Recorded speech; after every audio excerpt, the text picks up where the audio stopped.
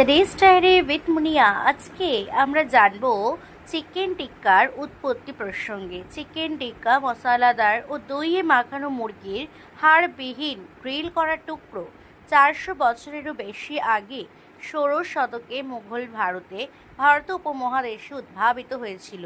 তবে এর বিখ্যাত গ্রেভি ভিত্তিক সংস্করণ চিকেন টিক্কা মশালা 1970-এর দশকের গোড়ার দিকে স্কটল্যান্ডের গ্লাসগোতে শীর্ষমহল রেস্তোরাঁর শেফ আলী আহমেদ আসলাম কর্তৃক উদ্ভাবিত হয়েছিল বলে ব্যাপকভাবে মনে করা হয়।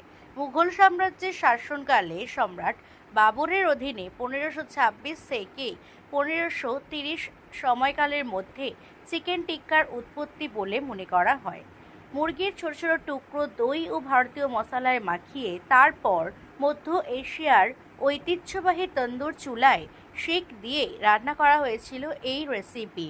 এটি কোনো সস বা ঝোল ছাড়া শুকনো পরিবেশন করা হয়েছিল এবং মনে করা হয় চিকেন টিক্কার আসল উৎপত্তি স্কটল্যান্ড। আলী আহমেদ আসলাম জনাব আলী শীষমহলে প্রথম সৃষ্টি হয়েছিল এই রেসিপি।